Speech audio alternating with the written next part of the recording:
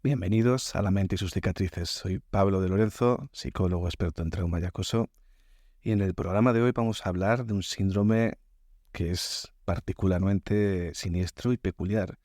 Vamos a hablar del síndrome de Munchausen por poderes y haremos alusión a un caso muy mediático y truculento que sucedió en 2015 en Estados Unidos y que ha llegado incluso a inspirar un documental que se emite en HBO Max. Pero primero empecemos poco a poco viendo de qué se trata este síndrome y por qué puede desembocar en historias tan escalofriantes como la que hemos mencionado que vamos a contar. Prometemos hablar con detalle de aquella historia, sobre el caso de Gypsy Rose y su madre Didi Blanchard, pero un poco más adelante.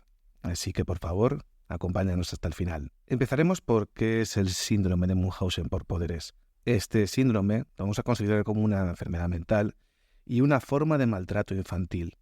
La persona maltratadora es quien padecería este síndrome. El cuidador del niño, en la mayoría de los casos la madre, inventa síntomas falsos o provoca síntomas reales para que parezca que el niño está enfermo. Es un síndrome de alto riesgo y también es de difícil diagnóstico y a menudo pasa desapercibido entre semanas, meses, incluso años, llegando a la muerte y que nunca sea detectado. Es posible que eso pueda suceder.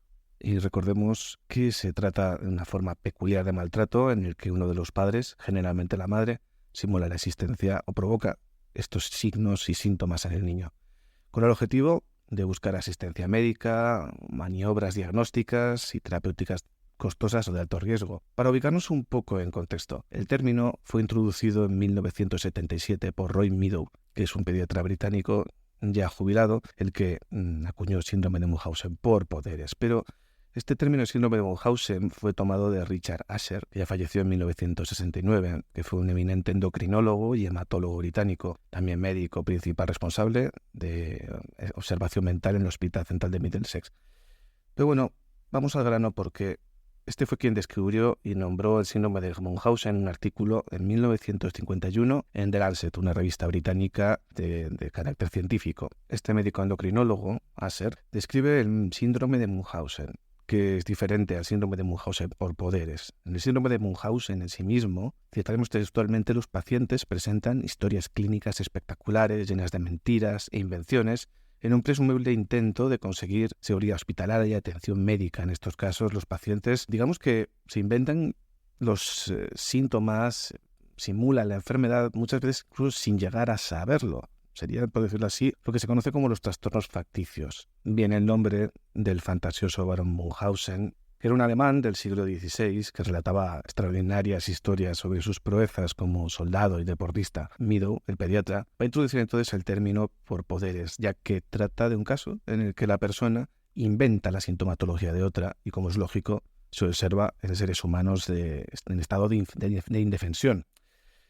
En el mismo año, los autores Burman y Stevens dan a conocer un Munchausen familiar en el que la madre, que es quien padece el síndrome, lo provoca en sus hijos, denominándolo síndrome de Polle. Terminó con lo que igualmente se conoce el síndrome de Munchausen por poderes. Pero bueno, ¿qué es lo que causa este síndrome? La verdad es que nadie sabe con certeza qué es lo que causa el síndrome de Munchausen por poderes. Yo creo que puede ir desde lo instrumental para obtener beneficios a nivel de ayudas, a nivel de cuidados médicos y hasta la necesidad de instigador de la persona que provoca los síntomas de que la víctima dependa y necesite constantemente de su atención, sintiéndose útil y valiosa la persona que presenta este síndrome, compensando carencias y sensaciones de soledad o de falta de valor.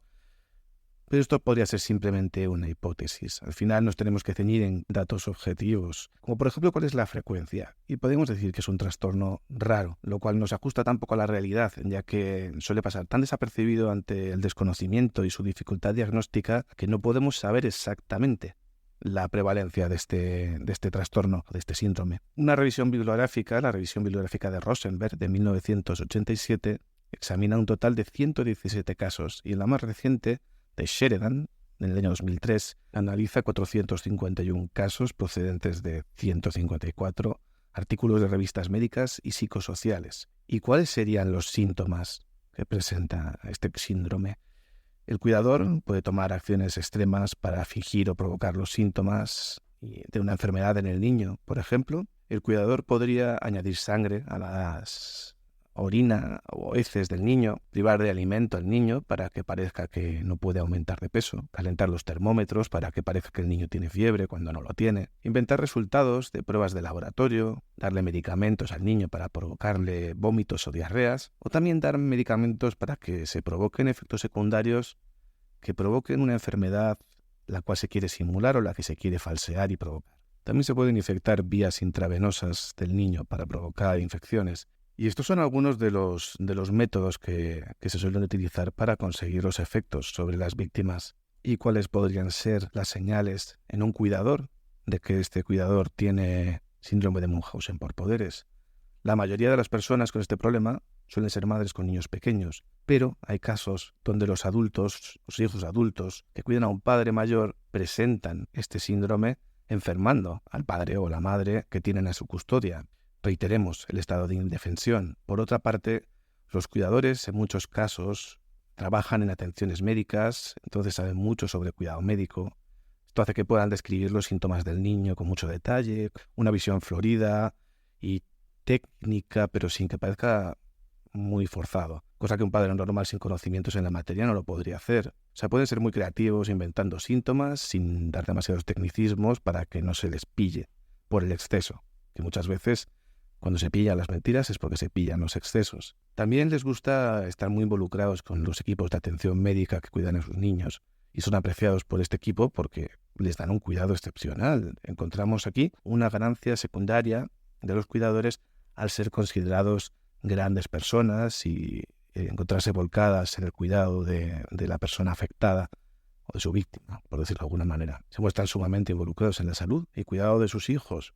Parecen a los ojos de los demás casi devotos de sus propios hijos, cuando la siniestra realidad es todo lo contrario. Entonces esto hace más difícil que los profesionales de la salud lleguen a un diagnóstico de síndrome de Munchausen por poderes. Es muy complicado pensar que esa maravillosa persona que se desvive por su hijo o por su hija está provocando todo.